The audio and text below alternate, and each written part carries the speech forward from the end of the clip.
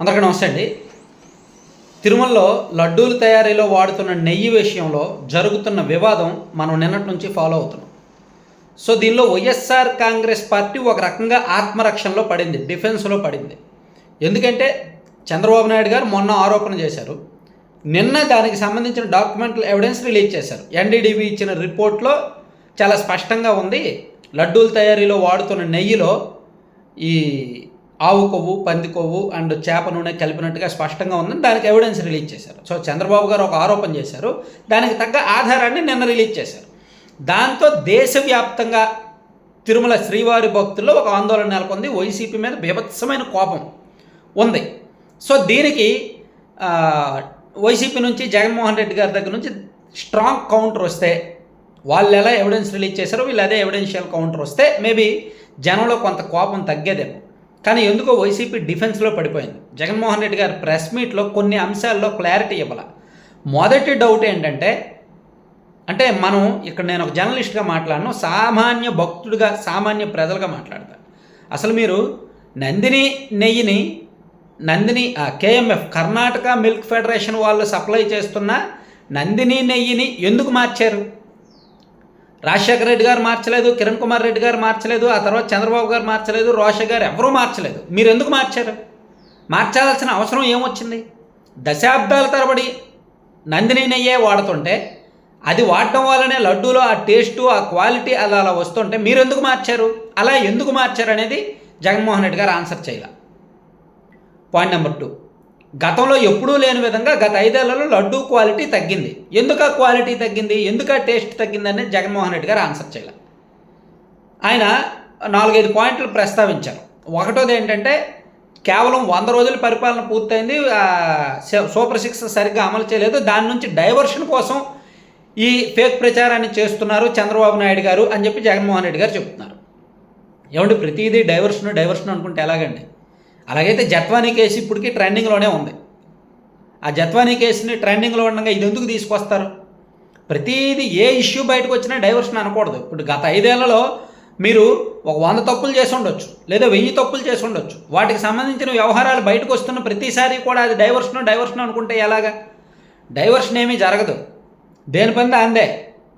అలాగైతే ఇప్పుడు ఈ ఇష్యూ బయటకు రావడం వలన తెలుగుదేశం పార్టీ 100 రోజుల పరిపాలన మీద వాళ్ళ ఇంటింటికి ఇది మంచి ప్రభుత్వం అనేది ఇంటింటికి వెళ్తున్నారు. ఆ కార్యక్రమాలు హైలైట్ అవ్వట్లేదుగా. టీడీపీ అనుకూల మీడియా అంతా ఇప్పుడు ఈ తిరుమల లడ్డూల విషయంలోనే వార్తలు ప్రసారం చేస్తున్నారు తప్ప ఇది మంచి ప్రభుత్వమే చేయట్లా. సో నిజంగా ఇది డైవర్ట్ చేయాలి అంటే ఇప్పుడు చేయరు. ఇది మంచి ప్రభుత్వం అనే కార్యక్రమం వాల్యూ తగ్గిపోద్ది. సో ఇక్కడ జగన్మోహన్ రెడ్డి గారు డైవర్ట్ చేస్తున్నారు అనే మాట కరెక్ట్ కాదు.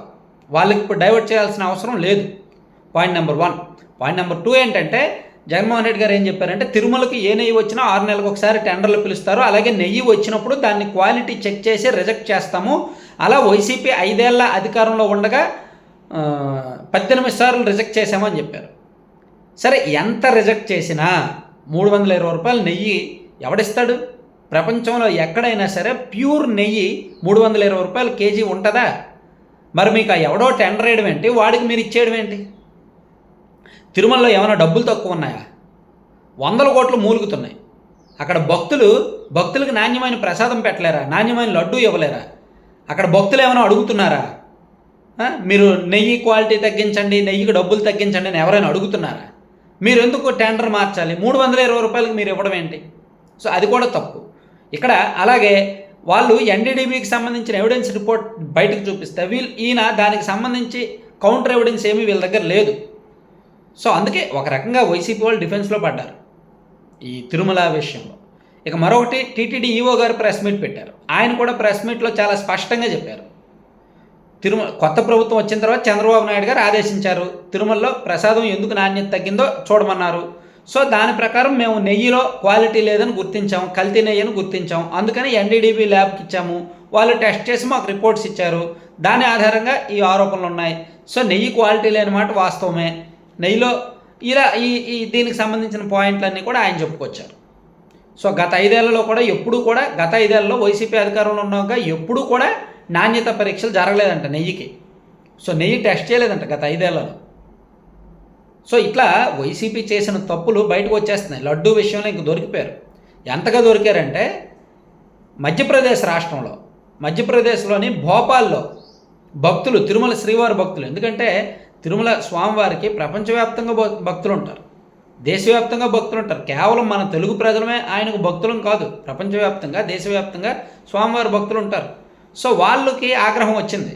ఎందుకంటే వాళ్ళు తిన్నది పంది కొవ్వు, ఆవు కొవ్వు అంటే వాళ్ళు తట్టుకోలేరు, వాళ్ళు డైజెస్ట్ చేసుకోలేరు. ఆ విషయం మింగుడు పడదు, వాళ్ళని మైండ్ని డిస్టర్బ్ చేసేస్తుంది. నిన్నటి నుంచి చాలామంది భక్తులు నాకు ఫోన్లు చేస్తున్నారు, మెసేజ్ పెడుతున్నారు. కొంతమంది సద్బ్రాహ్మణులు ఉంటారు, నాన్ వెజ్ అంటే అసహ్యం, నాన్ వెజ్ అంటే ముట్టుకోరు. కొంతమంది ఆర్యవైశ్యులు ఉంటారు, ఇంకొంతమంది అసలు నాన్ వెజ్ అనేది ముట్టుకోరు. ఈ జంతు కొవ్వు అనేసరికి వాళ్ళకి అసలు నిద్ర కూడా పట్టలేదంట రాత్రి కొంతమందికి, ఈ విషయం తెలిసి. చాలా దారుణంగా ఉంది, చాలా దారుణంగా పరిస్థితుంది. సో అంత పాపం చేసినప్పుడు, అంత తప్పు జరిగినప్పుడు అది జరగలేదు అని చెప్పడానికి వైసీపీ వాళ్ళు చాలా స్ట్రాంగ్గా వర్కౌట్ చేయాలి. ఆ వర్కౌట్ చేయలేదేమో వాళ్ళు. కేవలం ఏదో చిన్నపిల్లలు, సోషల్ మీడియా కార్యకర్తలు ఎవరో తీసుకొచ్చిన వాదనని జగన్మోహన్ రెడ్డి గారి స్థాయిలో ఆయన తీసుకొచ్చారు. సో అక్కడెక్కడ కూడా కొన్ని ఎవిడెన్స్లు అయితే మిస్ అయ్యాయి, అంటే కన్విన్సింగ్గా చెప్పలేకపోయారు. సో జగన్మోహన్ రెడ్డి గారి ప్రెస్ మీట్లో కూడా సబ్జెక్ట్ అనేది లేదు, కేవలం ఆరోపణలు మాత్రమే ఉన్నాయి. ఆరోపణలు తిప్పికొట్టడానికి ఎదురుదాడి మాత్రమే ఉంది, సబ్జెక్ట్ లేదు.